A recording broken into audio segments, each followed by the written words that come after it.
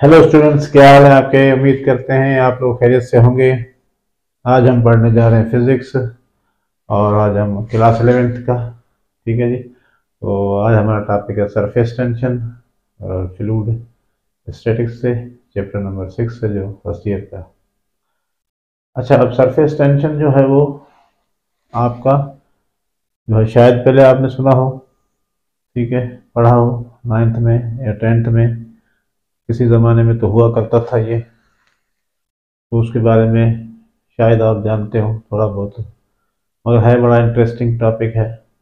और fluid statics में जैसे ये है, और दूसरा आपका है विस्कोसिटी है। ये बहुत ही इंपॉर्टेंट है और बड़े इंटरेस्टिंग टॉपिक है। अच्छा, सरफेस टेंशन पे जाने से पहले ये बात आप समझ लें, या कुछ जो चीज़ें हैं उनके बारे में हम पहले थोड़ा एक्सपीरियंस ले लें या थोड़ा सा नॉलेज ले लें कि हमारी डेली लाइफ में ये चीज़ हमें कहाँ दिखाई देती है। तो सबसे जो इम्पोर्टेंट आपने जो देखते हो वो ये है कि जो वाटर, जो टेप वाटर है, उसमें जो कतरे गिरते हैं आपके, वो स्फेरिकल गिरते हैं। अब ये है कि जो चीज़ें आपने देखी वो बता रहा हूँ, तो वो स्फेरिकल गिरते हैं। या वाटर फॉल जो होता है, ऊपर से जो बरसात होती है, रेनफॉल, तो वो आपका जो है वो जो बूंदें गिरती हैं वो भी आपकी स्फेरिकल होती हैं।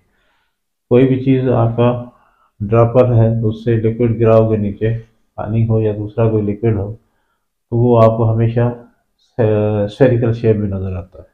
चलो, उसके अलावा जो है आप लोग ये समझें कि जो अगर ब्रश वगैरह, पेंटिंग वगैरह हो रही है आपके घर में, यानी कलर वगैरह हो रहा है, तो उस वक्त आप देखें कि जो ब्रश जो होता है जिससे वो दीवार को, ये पोची है, पोची भी आती चूना वूना लगाने के लिए, वो जब इस्तेमाल हो आप देखें तो बिल्कुल सूखी हुई होती है, ड्राई, यानी डिप करने से पहले, तो उसके जो हेयर्स होंगे या उसके जो आपके थ्रेड्स होंगे वो बिल्कुल खुले खुले नज़र आते हैं, बिखरे बिखरे नज़र आते हैं, जैसे झाड़ू होती है आपकी, तो इस तरह आपको वो खुले खुले नज़र आते हैं।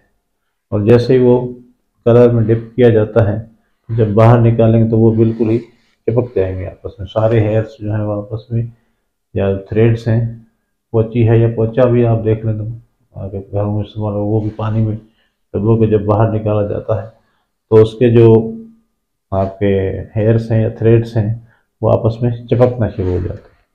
तो ऐसा क्यों होता है? ठीक है जी। इसी तरह हमारे यहाँ जो लेडीज़ हैं, उनके बाल जो बड़े लंबे लंबे बाल होते हैं, वो जब नहा के बाहर आती हैं तो उनके जो बाल हैं वो आपस में चिपके हुए होते हैं जब गीले होते हैं तब। वैसे तो आप देखें वो लहरा रहे होते हैं, मगर जब गीले होते हैं तो वो क्या होते हैं, आपस में चिपक के एक आपको चिपके हुए महसूस होते हैं, जैसे किसी ने उसको चिपका दिया है। वो भी आपका क्यों होता है?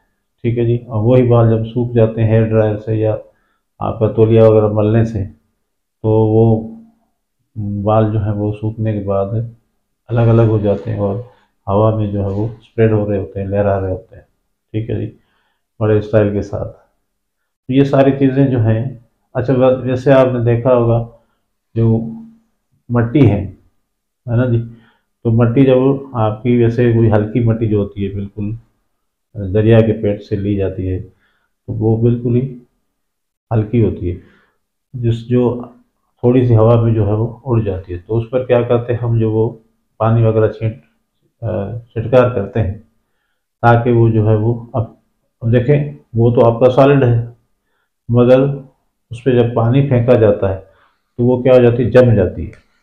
अब जम जाती है उसका मतलब ये है कि आपका जो पानी है वो आपका कोई रोल प्ले कर रहा होता है। तो ये सारी चीज़ें जो हैं वो आपने देखी होंगी, इसलिए मैं आपको बता रहा हूँ कि ये आपके घरों में या नॉर्मल लाइफ, जो डेली लाइफ है, उसमें हम सब एक्सपीरियंस करते हैं। तो ये सारी जो अभी मैंने बताया, इसके पीछे जो रीज़न है वो क्या है, आपका सरफेस टेंशन है। सही है जी। अब सरफेस टेंशन की वजह से ही ऐसा होता है। अब सरफेस टेंशन है क्या? अब ये प्रॉपर्टी ऑफ लिक्विड है, और लिक्विड में भी प्रॉपर्टी ऑफ सरफेस है। पूरे लिक्विड के नहीं है। अब लिक्विड के दो पार्ट होते हैं, देखो लिक्विड के दो पार्ट है। अगर मैंने इसको कंटेनर के अंदर बंद करके रखा हुआ है या भर के रखा हुआ है, तो एक तो ये है कि आपका ये सरफेस हो गया, इसको हम कहते हैं सरफेस, और ये जो है वो नीचे भरा हुआ है पानी या लिक्विड भरा हुआ है, तो इसको हम क्या कहते हैं, बल्क कहते हैं। तो बल्क का ये नहीं है प्रॉपर्टी, यानी पूरे लिक्विड का नहीं है, ये सिर्फ प्रॉपर्टी किसका है, इधर आपके सरफेस का है। तो सरफेस टेंशन जो है वो लिक्विड सरफेस जो होता है उसकी प्रॉपर्टी है, ठीक है। तो इसको हम न्यूमेरिकली समझें तो ये किसके बराबर होता है, ये आप पहले इसका थोड़ा डेफिनेशन को देख लें ताकि समझाने में और समझने में आसान है, क्योंकि ये चीज़ें जो होती है ना वो आम तौर पे ये होता रहा है, पानी जो गिरता है स्फेरिकल क्यों गिरता है, और आपका जो बाल जो है वो धोने के बाद आपके चिपक क्यों जाते हैं, मट्टी उड़ रही है उस पर पानी की, आपने फवार की या शावर छटकार की, तो उसके बाद जो वो मट्टी जम क्यों जाती है, ब्रश आपका ये चिपक क्यों जाता है, पानी की दो बूंदें आपस में टेबल पे रखें तो थोड़ी देर के बाद मिल क्यों जाती है, या आपका जो शबनम है, शबनम मतलब वो ड्यू जिसको कहा जाता है, वो अगर पत्तों में आपको देखेंगे सुबह सुबह तो आपको मोतियों की तरह नज़र आती है, एक जो है वो सिलेंड्रिकल या आपका सॉरी आपका स्फेरिकल शेप में नज़र आता है। तो वो ऐसा क्यों हो, लिक्विड फैल जाना चाहिए, उसको फैल जाना चाहिए मगर ऐसा नहीं होता, ठीक है ना। तो उसकी वजह जो है वो क्या है, सारी सरफेस टेंशन है। तो ये प्रॉपर्टी किसकी है, लिक्विड के सरफेस की है, लिक्विड की, पूरे लिक्विड की नहीं है, जो ऊपर सरफेस है उसकी है। तो सरफेस टेंशन क्या है, numerically equal to the force acting per unit length है, ठीक है, of imaginary line drawn on a liquid surface, सही है। तो ये आपका क्या है, फोर्स पर यूनिट लेंथ है। तो यहाँ पर हम टेक्निकली कैसे लिख देंगे, इसको डिनोट किया जाता है P से, ठीक है जी, या आपका S से भी जाहिर किया जाता है कहीं कहीं पर। तो यहाँ पर T इज इक्वल टू क्या है, F अपॉन L, यानी न्यूमेरिकली आप इसको ऐसे ही कैलकुलेट कर सकते हैं, फोर्स पर यूनिट लेंथ। अब ये फोर्स जो है वो आपका क्या होगा वो भी बताते हैं किस तरह होगा। एक और इसका अगर आम लैंग्वेज में देखा जाए तो हम इसको कहेंगे, जो आपने मेरे ख्याल में हमने मैट्रिक्स में पढ़ा था ये definition, it is the property of liquid surface due to which it tries to minimize the surface area and it behaves like a stretched membrane। तो ये एक प्रॉपर्टी है लिक्विड सरफेस की, जिसकी वजह से वो क्या करता है, लिक्विड अपने एरिया को कम करने की कोशिश करता है, अपने एरिया को। अब ये पहले समझ लें तो ये कम कैसे करता है वो बाद की बात है, मगर अभी आप ये समझने की कोशिश करो कि ये लिक्विड जो होता है अपने सरफेस एरिया को कम करने की कोशिश करता है, सही है।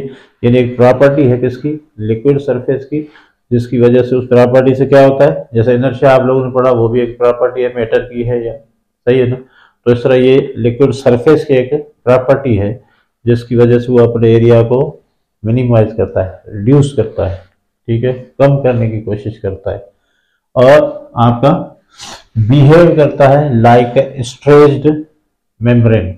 अब मेम्ब्रेन आपको पता है, सेल वगैरह पढ़े होंगे आप, मेम्ब्रेन एक आपको एक आप शीट की तरह समझें उसको, तो उसको खिंची हुई जब लगे ना, वो जब क्या करता है अपने आप को मिनिमाइज करेगा, ज़रा खींच के मिनिमाइज करेगा, तो वो आपको खिंची हुई मेम्ब्रेन की तरह बिहेव करता है।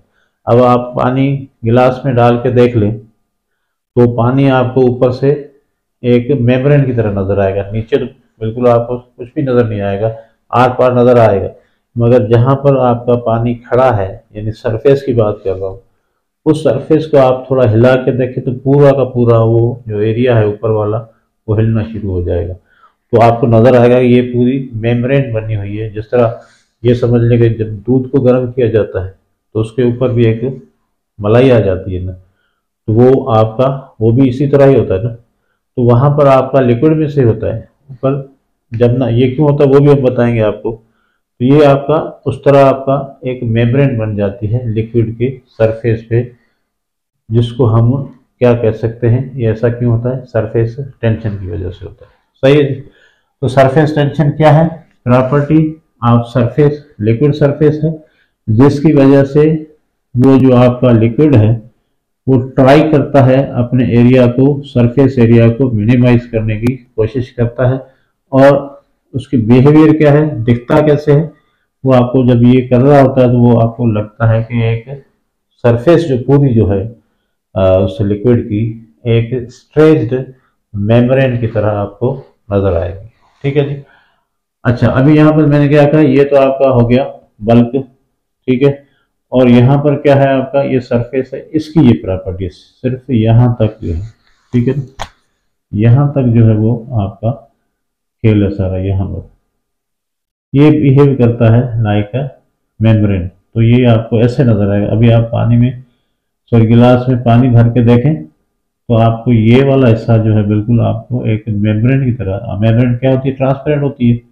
मगर अच्छा, इसको हिलाएंगे तो ये पानी आपको शांत नजर आएगा, ये वाला आपको ऊपर ऐसे ऐसे छलकता हुआ नजर आएगा। तो आपको ये बिल्कुल मेम्ब्रेन की तरह बिहेवियर नजर आएगा और बिहेव करेगा।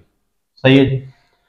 अच्छा, अब यहाँ पर ये क्या कह रहा है कि surface tension is numerically equal to the force acting per unit length of imaginary line. तो भाई ये इमेजिनरी लाइन कैसे होगी, देखें यहाँ पर आपका ये सरफेस उठा के मैं जूम करके इधर लाता हूँ, ये मेरे ख्याल में आपको कैमरा में नजर आ रहा है। एक मिनट चेक करते हैं। ठीक है जी। तो यहाँ पर मैंने ऊपर की सरफेस को यहाँ आपके सामने कर दिया। तो कह रहे हैं कि इमेजिनरी लाइन है एक, आप इमेजिन कर सकते हैं, लाइन तो बना नहीं सकते उस पर, हाँ इस पे लिक्विड पे। तो आपको यहाँ पर एक इमेजिनरी लाइन ड्रा कर देते हैं, वैसे होती नहीं ये इमेजिनरी लाइन, हम ख्याल करते हैं कि ऐसे ही होगी। तो वाटर के मॉलिक्यूल है या लिक्विड के मॉलिक्यूल लाइन के इस तरफ भी होंगे, है ना जी, और इस तरफ भी होंगे। तो ये क्या करते हैं, ये जो कहना चाह रहा है उसके हिसाब से अभी हम देखते हैं कि ये कह रहा है कि भाई ये फोर्स एक्ट करते हैं दोनों तरफ से। ये वाले जो हैं इसको अपनी तरफ खींचने की कोशिश करते हैं, ये वाले जो हैं वो इसको अपनी तरफ खींचने की कोशिश करते हैं, यानी ये मॉलिक्यूल्स एक दूसरे को। अब यहाँ पर क्या फोर्स हो सकती है दोनों के दरमियान, वो जिसको आपने पढ़ा है कि भाई फोर्सेस होती है ना, कोएसिव फोर्सेस होती हैं और आपकी एडहेसिव फोर्सेस होगी। तो मॉलिक्यूल एक जैसे ही हैं तो उनके दरमियान क्या होती है, कोएसिव फोर्सेस होती हैं। तो ये दोनों मॉलिक्यूल्स एक दूसरे को अट्रैक्ट करने की कोशिश करेंगे, यानी ये वाला मॉलिक्यूल अपनी तरफ खींचना शुरू कर देगा, ये वाला इसको खींचेगा, ये इसको खींचना शुरू कर देगा।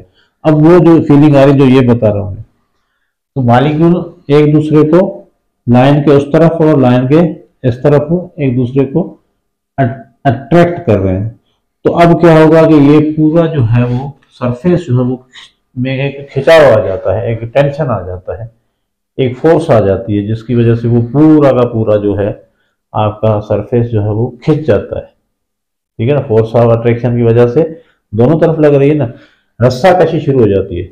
ये वाला लफ्ज सही रहेगा, इन मॉलिक्यूल्स के दरमियान टग ऑफ वार, एक जंग छिड़ जाती है। तो आपका कैसे होगा कि भाई ये एक दूसरे को खींचेंगे तो इनके दरमियान एक टग ऑफ वार बन जाएगा, वो उसको खींच रहा है, वो उसको खींच रहा। अब आप मुझे बताएं, जब रस्सी आपको खींचती हुई नजर आती है ना, दो ग्रुपों के दरमियान एक मैच हो रहा है, खेल हो रहा है, तो दोनों एक दूसरे को खींचते, तो रस्सी का उस वक्त देखें क्या हालत होती है, रस्सी बिल्कुल ही टाइट दोनों तरफ से खिंच जाती है। ऐसा ही होता है कि नहीं, वो उसको इधर खींच रहा है, वो उधर खींच रहा है, तो रस्सी बिल्कुल एक टाइट हो जाती है। और रस्सी में उस फोर्स कौन सी होती है, आपकी टेंशन होती है। ठीक है ना। तो इस तरह यहाँ पर भी आप उसी फीलिंग को लाएं, ये इस तरफ खींच रहे, ये इस तरफ खींच रहे, तो ये पूरा जो सरफेस है वो एक खिंची हुई स्ट्रेच्ड मेम्ब्रेन की तरह, या आप ऐसे करें कोई गोल कपड़ा है या कोई जैसे कंटेनर है तो उसका कपड़ा है, तो वो हर बंदा जो है, फॉर एग्जाम्पल मैं ये कहूँ कि ये आपका एक गोल कपड़ा है, ठीक है।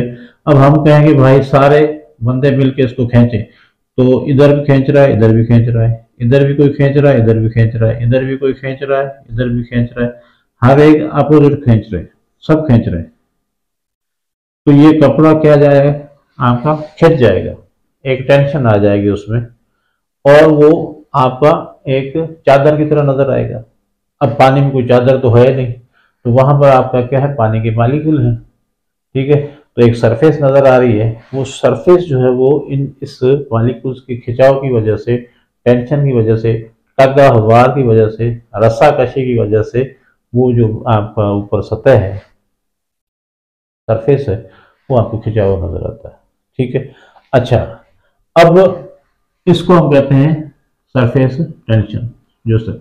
अब दूसरी बात यहां पर देखें, ये क्या कह रहा है कि भाई ये सरफेस टेंशन क्या है, प्रॉपर्टी ऑफ लिक्विड सरफेस है। क्या है, प्रॉपर्टी ऑफ लिक्विड सरफेस है, जिसकी वजह से क्या होता है, वो सरफेस एरिया को मिनिमाइज करता है। क्या करता है, मिनिमाइज करता है सरफेस एरिया को। और ये आपका दो तरीके में, एक तो मिनिमाइज करता है, दूसरा स्ट्रेच करता है, तो दोनों है। अब यहां पर जो मैंने अभी बात कही थी आपसे कि भाई आपका जो वाटर ड्रॉपलेट है, जो बरसात में या कहीं टैप वाटर से नीचे गिर रहे हैं, या वो शबनम के कतरे हैं वो उसके ऊपर पड़े हुए हैं लीव्स पे, आपको गोल गोल नजर आते हैं, तो वो इसको इस तरह क्यों नजर आते हैं, तो वो वजह क्या है, वजह ये है कि भाई ये सरफेस टेंशन जो है वो क्या करती है, अपने लिक्विड का जो एरिया है उसको मिनिमाइज करती है। अब मिनिमाइज करने का एक ही तरीका है, सबसे अगर कोई एरिया कम है तो वो किसका है, स्फीयर का, सही है ना। अगर फॉर एग्जाम्पल आपके पास, मैं ऐसे ही बात आपको समझाने के लिए कर रहा हूं, ये आपका एक रूमाल है, तो आपसे कहा जा रहा है भाई इसको, इसके एरिया को कम करो, तो आप लपेटना शुरू कर दोगे, लपेटेंगे, ठीक है ना। तो लपेट के आपने एक स्क्वायर की शक्ल दूसरी बना ली तो उसका भी एरिया ज्यादा है, क्यूबॉइड की शक्ल बना ली तो भी एरिया ज्यादा है, मगर उसको आपने ऐसे गोल करके ऐसे गेंद की तरह या बॉल की तरह बना लिया, जैसे जैसे आप करते हैं ना, कोई उसको लपेटने की जरूरत नहीं है, एकदम आप क्या करेंगे, ऐसे लपेट के गोल बना देंगे। अब उसका एरिया क्या होगा, सबसे कम होगा। अगर कोई इस तरह का बनाए तो इसका एरिया भी ज्यादा है, इसको लपेट के ऐसे कर दें, ठीक है ना, उस रुमाल को लपेट के ऐसे गोली बना दें, तो इसका एरिया क्या होगा, सबसे कम होगा। तो यहां पर भाई इस प्रॉपर्टी का काम ही यही है कि वो लिक्विड के सरफेस को क्या करती है, मिनिमाइज करती है, सबसे कम करती है। अब मिनिमाइज करने का एक ही तरीका है, वो क्या हो जाए, आपका स्फेरिकल कर देती है, यानी पूरा जो है वो खींच के उसको स्फेयर बना देती है। यानी पानी है तो वैसे फैल जाना चाहिए उसको, मगर वो क्या हो जाता है, आपका सुकड़ के एक ड्राफ की सूरत इख्तियार कर लेता है। ऐसे उसका तो ऐसे फैल जाना चाहिए। अब फर्श पे फेंके तो आपका ऐसे खड़ा हो जाएगा। देखो, अगर ये आपका कोई सरफेस है तो यहाँ पर आप पानी फेंकेंगे, कोई कतरा फेंकेंगे तो वो कैसे हो जाएगा, आपका ऐसे नजर आएगा, ऐसे नजर आएगा, सही है। होना तो ये चाहिए था, ये फैल जाना चाहिए इसको, मगर नहीं, वैसे खड़ा रहेगा।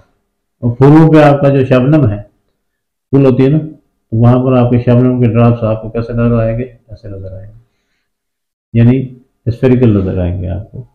वजह क्या है कि भाई वो सरफेस टेंशन की वजह से क्या हो जाते हैं, आपके अपने एरिया को मिनिमाइज करने की कोशिश करते हैं। और यहाँ पर अगर हमने देखा है कि भाई अगर ज्यादा आप इसका वजन बढ़ता जाएगा, पानी ज्यादा होगा तो फिर फैल जाएगा, ये भी तो है। जरूरी नहीं आप पूरा जग फेंको तो वो आपका एक ड्रॉप गोला बन जाएगा, ऐसा बिल्कुल भी नहीं। ये भी एक हकीकत है कि भाई आपका ये एक हद तक डिपेंड करता है कि भाई आपका कोई बूंद गिरी है, कोई ड्रॉपलेट गिरा है, कोई पानी का आपने एक ड्रॉप गिरा है, तो वो आपका क्या करेगा, जो है वो एक स्फेरिकल शक्ल में नजर आता है। अब पूरा जग या गिलास पूरा सा फेंक देंगे तो वो आपका नजर नहीं आएगा उसमें, या आप टूटी को बहुत तेजी से खोल दी तो वो आपका एक प्रेशर की तरह आपको एक धार की तरह नजर आता है, ऐसा ही होता है ना।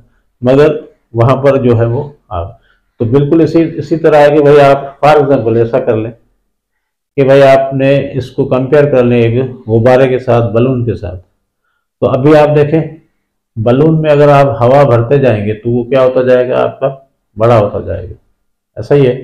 तो वहां पर आप पानी का जो ड्रॉपलेट है, एक ड्रॉपलेट है, दूसरा ड्रॉपलेट, तो किसी हद तक वो भी आपका ड्रॉपलेट आहिस्ता आहिस्ता जैसे जैसे इंक्रीज करते जाओगे उसको, लिक्विड को, तो वो होगा, मगर एक हद तक जाने के बाद वो फैल जाएगा, ऐसा ही है। तो हवा भी आप भरते रहोगे तो बलून भरता रहेगा, शेप में आता रहेगा, मगर अल्टीमेटली वो गुब्बारा भी आपका या बलून जो वो है वो भी फट जाता है। तो अब वहां पर क्या है कि अब उसकी जो सरफेस टेंशन है वो अपने आप को मिनिमाइज नहीं कर पा रही है, यानी आपका एक हद होती है ना हर चीज की, तो वहां पर वो अपने आप को मिनिमाइज अब नहीं कर पा रहा है, तो वो फैल जाता है। दूसरा आपका ये डिपेंड करता है किस पे, टेम्परेचर पे, ठीक है जी। अगर हम टेम्परेचर को इंक्रीज करेंगे तो सरफेस टेंशन आपका जो है, जो जिसको हम कहते हैं क्वांटिटी को, जो वो आपका क्या होती जाएगी, कम होती जाएगी, ठीक है। यानी आप दूध को गर्म करें, ठीक है ना, दूध को गर्म करें तो वो वहाँ पर आपका क्या होगा, कोई फिर आप उसको ठंडा कर दें। जब ठंडा करने के बाद एक आपको नज़र आता है कि एक ऊपर मलाई की तरह एक शेल नज़र आता है।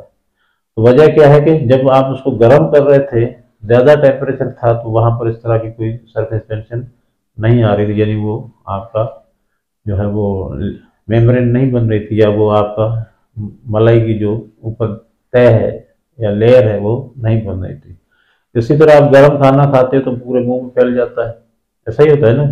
गर्म खाना खाएं तो उसकी जो है वो सरफेस टेंशन जो वो क्या हो जाती है, कम हो जाती है, सही है ना, तो वो पूरे मुंह में फैल जाता है। उसी वजह कोई, वही आप ठंडा करके खाएं तो फिर आपको पूरे मुंह में फैलाने के लिए। अच्छा, वहाँ पर यह भी है कि ज़बान का जो टेस्ट है वो मुख्तलिफ एरियाज में मुख्तलिफ, कहीं पर वो खट्टा महसूस करता है, कहीं पर वो आपका मीठा महसूस करता है, कहीं पर मुख्तलिफ, आपको पता है टंग जो ज़बान है, तो वहाँ पर जब गर्म खाना जाता है तो पूरे मुंह में फैल जाता है, पूरा टेस्ट आता है और अच्छा लगता है। उसी तरह जब आप वही खाना ठंडा करके खाओ तो आपको क्या लगता है, टेस्ट अलग अलग लगता है। यानी आपका अगर इधर पड़ा है तो उसको फैलने के लिए आप खुद ही उसको जबान से या अपने जो माउथ की हरकत से उधर ले जा सकते हैं, मगर वो खुद नहीं जा रहा। मगर गर्म खाना जो होता है वो क्या हो जाता है, फैल जाता है, तो वो भी आपका सरफेस टेंशन की वजह से ऐसा होता है, सही है। इसी तरह वेल्डिंग वगैरह होती है, तो वेल्डिंग में क्या किया जाता है, मेल्ट किया जाता है। टेम्परेचर आपको पता है 4000 सेंटीग्रेड तक होता है उसका, जो राड इस्तेमाल होती है ना, तो उसको मेल्ट किया जाता है। तो दोनों राड्स के दरमियान देखें, दोनों राड जो हैं उनके दरमियान क्या है, ये मिटा देते हैं। अभी जो मैं कह रहा था आपसे कि अगर वेल्डिंग जो होती है ना, वेल्ड किए जाते हैं, दो राड है, दो दो राड्स को आपने जोड़ना है, तो ये दोनों इस तरह अगर गेप होगा, अब इन दोनों को जोड़ना है, तो यहाँ पर क्या है, एक जो मटेरियल आता है वेल्डिंग वाला, एक रॉड आती है, उसको पिघलाया जाता है, ठीक है ना, वो पिघला के इनके दरमियान लिक्विड को भरा जाता है, ये आपका बन जाएगा एक वेल्डिंग हो गई, ठीक है ना। अच्छा, जब ये आपका लिक्विड की सूरत इख्तियार कर लेगा तो उसमें सरफेस टेंशन आ जाएगी, तो सरफेस टेंशन है वो अपने एरिया को क्या करेगी, मिनिमाइज करने की कोशिश करेगी। तो अब वो क्या हो जाएंगे, राड दोनों आपस में जुड़ जाएंगे, और फिर उसको जैसे ही आपने उसको जोड़ दिया, फिर उसको आपने ठंडा कर दिया, यानी पानी लगाया या ऐसे ही छोड़ दिया, तो कुछ देर की तो उसका टेम्परेचर क्या हो जाएगा, डिक्रीज हो जाएगा। तो टेम्परेचर डिक्रीज होने से आपका क्या होगा, सरफेस टेंशन जो है वो बढ़ती जाएगी, सही है ना। अब टेम्परेचर बढ़ेगा तो सरफेस टेंशन आपकी डिक्रीज होगी, और इस तरह अगर ठंडा होता जा रहा है तो सरफेस टेंशन बढ़ेगी और उसको पकड़ के रखेगी। तो दोनों के दरमियान जो जॉइंट है वो सिंपली आपका जो है वो मजबूत हो जाएगा, ठीक है। तो ये भी आपका सरफेस टेंशन की वजह से है। दूसरा जो अभी आपको बताया मैंने कि जो वाटर का ड्रॉपलेट होता है वो भी अपने एरिया को मिनिमाइज करता है, तो इस वजह से वो आपको स्फेरिकल शेप में नज़र आता है। अच्छा, अब दूसरा जो एग्जांपल है हमारा, वो नीडल वाला जो है, नीडल वाला आपने सुना होगा। अगर नीडल भी किसी वाटर की सरफेस पे रखा जाए तो आपको वो फ्लोट करता हुआ नज़र आएगा। फॉर एग्जाम्पल तुम्हारे पास ये एक सरफेस है, ठीक है ना, ये एक सरफेस है, तो यहाँ पर आपने क्या रख दिया, एक नीडल रख दिया, लिक्विड की सरफेस है, तो ये आपको ऊपर नज़र आएगा, नीचे सिंक नहीं करता, यानी डूबता नहीं है। अच्छा, अब यहाँ से देखें तो आपका पूरा इसका लेंथ नज़र आ रहा है। अगर मैं इधर से देखें तो आपको क्या नज़र आएगा, ये वाला क्रॉस सेक्शन नज़र आएगा, और ये वाला आपको क्रॉस सेक्शन नज़र आएगा, यानी इसकी मोटाई नज़र आएगी यहाँ से और यहाँ से। तो हम इमेजिन करते हैं कि भाई यहाँ पर इसकी मोटाई क्या है, इतनी है, ठीक है जी। तो ये कैसे नज़र आएगा आपको सरफेस पे, ऐसे नज़र आएगा, देखो ये आपका इस तरह, यानी ये सरफेस को नीचे दबा रहा होगा। अब आपको यहाँ पर जो मेम्ब्रेन का वो है कंसेप्ट समझ में आएगा कि ये कोई चीज़ है जिसके ऊपर अगर आपका इस सुई का वेट पड़ा है, थोड़ा सा उसमें झोल पड़ गया है, सैग जिसको कहा जाता है, अंदर थोड़ा हालो यानी आपका कन्वेक्स टाइप का हो गया है, तो ये नीचे आपका एक झोल पड़ गया है। तो इससे फील आता है कि भाई आपका जो एक मेम्ब्रेन है, स्ट्रेच मेम्ब्रेन है, जिसके ऊपर आपने क्या रख दिया, जिसको हम सरफेस टेंशन कहते हैं, उसके ऊपर आपने नीडल को रख दिया है, तो वो नीचे की तरफ जा रहा है। तो वेट जो है इसका नीचे की तरफ आपका क्या कर रहा है, एक्ट कर रहा है। ये आपका क्या है, लिक्विड है, तो वेट आपका इस सुई का जो है नीचे की तरफ है। अच्छा, अब ये नीचे जा नहीं रहा, नीचे जा नहीं रहा है, वहीं का वहीं खड़ा है, ठीक है ना, फ्लोट कर रहा है। तो इसका मतलब है यहाँ पर इसके वेट को बैलेंस कोई कर रहा है, यानी ऊपर कोई है जो इसको पकड़ के बैठा हुआ है, ठीक है ना। तो यहाँ पर क्या हो सकता है, हमें तो पता है भाई, यहाँ पर सिर्फ आपका क्या हो सकता है, सरफेस टेंशन हो सकता है, जिसका डायरेक्शन किस तरह होगा, इस तरह होगा। सॉरी, तो ये आपका जो है वो इस तरह नज़र आएगा आपको, और यहाँ से भी आपको सरफेस टेंशन आपको ऐसे नज़र आ रहा है, सही है। तो ये आपका सरफेस टेंशन का फोर्स जो है वो बराबर किसके है, टीएल के है। F is equal to TL है, यानी आपने यहाँ पढ़ा था पी इज इक्वल टू क्या है, F upon L, F is equal to क्या होता है, टीएल के। तो ये फोर्स लग रहा है, इसको पकड़ के बैठा हुआ। तो अब इसके दो कंपोनेंट्स होते हैं, एक ये आपका इस तरह आपका होगा, यहाँ पर नज़र आएगा आपको ऐसे, और यहाँ पर आपको नज़र आएगा ऐसे, ठीक है। और एक कंपोनेंट आपको वर्टिकल कंपोनेंट होगा जो आपको ऐसे, और ये वाला आपको ऐसे नज़र आएगा। यहाँ पर थीटा होता है, तो ये बन जाएगा एफ कास थीटा, यहाँ पर बन जाएगा एफ कास थीटा, ये क्या कर देगा, एफ साइन थीटा, और यहाँ पर आपका एफ साइन थीटा। तो भाई एफ किसके बराबर है, टीएल के बराबर है, तो यहाँ पर भी हो जाएगा टीएल साइन थीटा, और यहाँ पर हो जाएगा टीएल साइन थीटा, ठीक है जी। नज़र आ रहा है आपको, बड़ी मुश्किलों से होते हैं भाई ये काम, जी हाँ। तो अब ये जो कंपोनेंट है एफ कास थीटा और एफ कास थीटा एक दूसरे के अपोजिट है, तो ये एक दूसरे को बैलेंस कर देंगे, यहाँ पर ये बैलेंस हो गए। और ये जो कंपोनेंट वर्टिकल कंपोनेंट है, ये आपका अगर एक ये वेट के बराबर है नीचे, तो ये दोनों जो है मिलके इसको पकड़ के बैठे हुए, यानी टीएल साइन थीटा और टीएल साइन थीटा, जिसको हम साइन थीटा कहते हैं। तो यहाँ पर आपको फीलिंग आ रही है कि सरफेस टेंशन जो है वो एक फोर्स पर यूनिट लेंथ पड़ रही है, ठीक है। तो यहाँ पर लेंथ कितनी है भाई इसकी, देखें, अगर इसको आप पूरा देखें तो ये आपको ऐसे नजर आएगा, नीडल आपको पीछे की तरफ भी बढ़ा हुआ नजर आएगा इस तरह। तो ये जो फोर्स है जो ये नजर आ रही है आपको, यहाँ पर भी लग रही है, तो हर जगह आपको लगती हुई नजर आएगी, यानी पूरी लेंथ पे नजर आएगी। तो हम कहते हैं जो लेंथ को हमने डिवाइड कर दिया छोटे छोटे टुकड़ों में कर दिया, तो लेंथ आपका DL है, तो हर जगह DL है, DL। तो फोर्स कितना बन लग रहा है इस पे, DF लग रहा है। तो टेंशन आपका पूरे सरफेस पे आपका एक ही तरह का होगा, सही है ना जी। तो लेंथ को डिवाइड करके हमने कर दिया, तो हम कह सकते हैं भाई ये जो आपका TDL, ठीक है ना, बराबर किसके है, हर छोटे छोटे फोर्स के बराबर है, सही है। तो यहाँ बहुत सारे होंगे, लातादाद होंगे, यानी आप समझे नंबर ऑफ ये आपके सरफेस टेंशन के छोटे छोटे टुकड़े कर दिए हमने। तो अब इसको हमने टोटल किसके बराबर होगा, एफ नेट किसके बराबर होगा, कि भाई आपने उसको सम अप कर देना है। तो सम अप करने का तरीका क्या है, इसको इंटीग्रेट कर दे, क्या कर दे, इंटीग्रेट कर दे। समेशन जैसे वर्क डन में आप लोग करते हो, वेरिएबल फोर्स में छोटे छोटे टुकड़े हैं जो वो वर्क डन के आप ऐड करके आखिर में समेशन करते हो। तो उसका भी तरीका क्या है, जो बेस्ट तरीका क्या है, उसकी इंटीग्रेशन कर दे। तो यहाँ पर भी आप क्या कर दें, इंटीग्रेशन कर दें। टी आपका तो कांस्टेंट है, DL की जो होगी इंटीग्रेशन क्या होगी, L, और DF की इंटीग्रेशन क्या होगी, F। ये आपका आ गया नेट फोर्स, सही है जी। तो यहाँ पर भी ऐसा हो रहा है, तो हम कह सकते हैं यहाँ TL अगर दो कंपोनेंट्स को आपस में करें, तो यहाँ पर रेस्पॉन्सिबल जो है वो उसको जाने नहीं दे रहा है, वो कौन सा कंपोनेंट होगा, दोनों मिलकर नहीं जाने देते, तो हम कहेंगे 2TL sine theta is equal to क्या होगा आपका W होगा, सही है ना। तो ये W को जो है वो क्या कर रहे हैं, बैलेंस कर रहे हैं, सही है।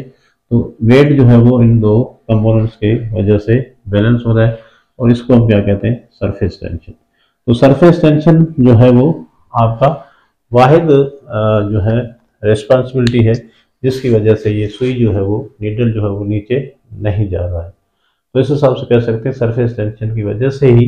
अब यहाँ पर आर्किमिडीज प्रिंसिपल नहीं लग रहा है, आर्किमिडीज प्रिंसिपल जो है वो आपका मेटा सेंटर का वो वहाँ पर मामला आता है, तो यहाँ पर वो वाला नहीं है, ये आपका सिर्फ और सिर्फ सरफेस टेंशन की वजह से जो है वो आपका नीचे नहीं जा रहा है, सही है जी। तो ये हो गया एग्जाम्पल। अभी आप देखें एक और भी है यहाँ पर, सरफेस एनर्जी का भी है, तो वो क्या हो हम देखते हैं। सरफेस एनर्जी भी होती है, तो ये फार्मूले हो गए इसके। सरफेस टेंशन का जो है वो अच्छा खासा जो है आपके पास कंसेप्ट है, ठीक है। ये ऐसा क्यों होता है, जो चीज़ें हैं उनके बारे में हमने पढ़ा। तो अभी देखते हैं सरफेस एनर्जी क्या है, ठीक है।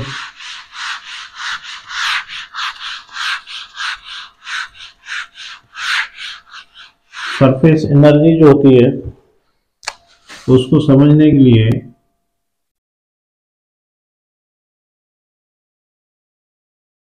तो यहाँ पर देखें आपके पास एक बीकर है, और इस बीकर के अंदर आपने लिक्विड भरा हुआ है, ठीक है। और लिक्विड के जो है वो मॉलिक्यूल जो है वो भरे हुए हैं इधर। तो आपको पता है कि यहाँ पर जो सरफेस है, तो यहाँ पर भी मॉलिक्यूल होंगे, ठीक है। जैसे ये हो गया, ये हो गया, यहाँ पर भी मॉलिक्यूल होंगे, और अंदर भी आपके मॉलिक्यूल हर जगह पे होंगे। तो अंदर जो बल्क है वहां पर जो मॉलिक्यूल होंगे वो बड़ी शांति में होंगे, यानी वो न्यूट्रलाइज्ड होंगे।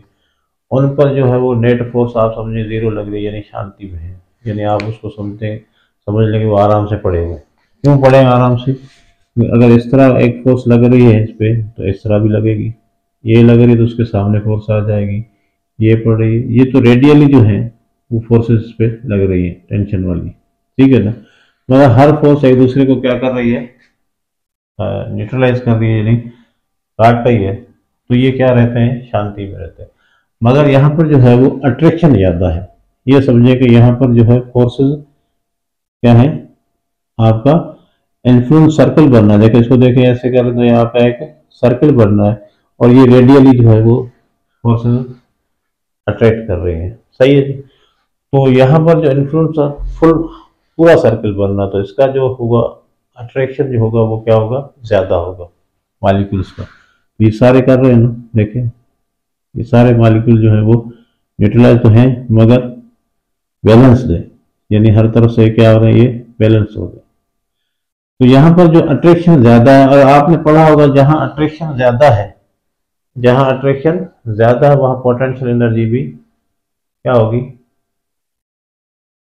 अट्रैक्शन में एनर्जी क्या होती है आपकी, कम हो जाती है। सही है ना। तो यहाँ पर अट्रैक्शन बहुत ज्यादा है तो एनर्जी क्या हो जाएगी, जो नीचे मॉलिक्यूल बल्क में है उनकी एनर्जी क्या हो जाएगी, कम हो जाएगी, क्योंकि अट्रैक्शन की वजह से हमेशा एनर्जी जो है वो आपका कम होती है, और रिपल्शन की वजह से एनर्जी जो है वो हमेशा ज्यादा होती है। ठीक है जी। अच्छा, ये मैं घड़ी घड़ी कैमरा को देख रहा होता हूँ, कभी कभी टेम्परेचर बढ़ जाने से बंद हो जाते हैं, तो उसको हर वक्त नज़र रखनी पड़ती है, नहीं तो काम खराब हो जाता है, कोई वीडियो इधर उधर हो जाता है तो फिर दोबारा जो है वो बड़ा मुश्किल से बना पड़ते हैं।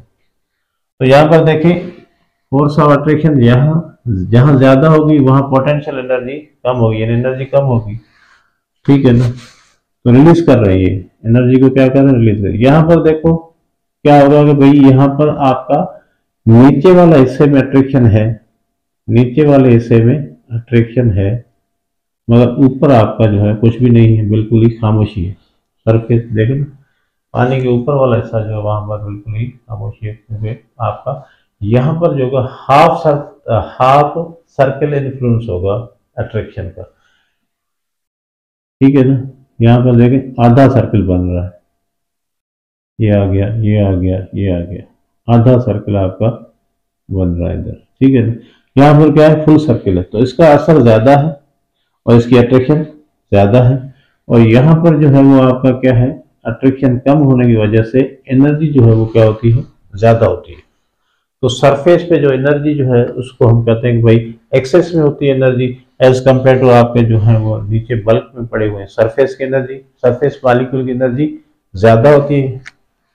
यहाँ पर एनर्जी क्या होती है, ज्यादा होती है, एनर्जी इन एक्सेस होती है, यानी as as compare to bulk. तो सरफेस एनर्जी क्या होती है, ज्यादा होती है, और बल्क की एनर्जी जो है वो कम होती है। वजह क्या है, यहाँ अट्रैक्शन ज्यादा है, जहाँ अट्रैक्शन ज्यादा हो वहाँ एनर्जी कम होगी, जहाँ अट्रैक्शन कम है वहाँ एनर्जी ज्यादा होगी। तो इस हिसाब से सरफेस जो है वो आपका की एनर्जी ज्यादा होगी। ये भी एक पॉइंट है। दूसरा जो हमने कहा कि भाई टेम्परेचर की वजह से, जैसे हमने कोई खाना वगैरह खाते हैं तो गर्म खाना आपके मुंह में घुल जाता है, यानी कोई आप कोई भी चीज़ गर्म खाते हैं तो ज़्यादा आपको टेस्ट आता है जबान का, ऐसा ही है ना। मगर वही चीज़ आप ठंडा खाते हो तो ज़्यादा मज़ा नहीं आता, मीन्स वो आपके जबान जो है पे उसको मूव कराना पड़ता है, तभी जाके वो मूव करे, नहीं तो वो गर्म खाना जो होता है वो आसानी से आपका क्या हो जाता है, मेल्ट हो जाता है, और उसकी सरफेस टेंशन जो है वो कम हो जाती है। सही है ना। और उसकी जो ठंडे खाने की है, जो जितना टेम्परेचर ठंडा होगा यानी कम होगा उसकी सरफेस टेंशन ज़्यादा होगी, क्योंकि वहाँ पर मॉलिक्यूल जो है वो एक दूसरे के करीब आ जाएंगे, और उनकी जो फोर्स है, सरफेस टेंशन है जो वो क्या होगी, ज़्यादा होगी।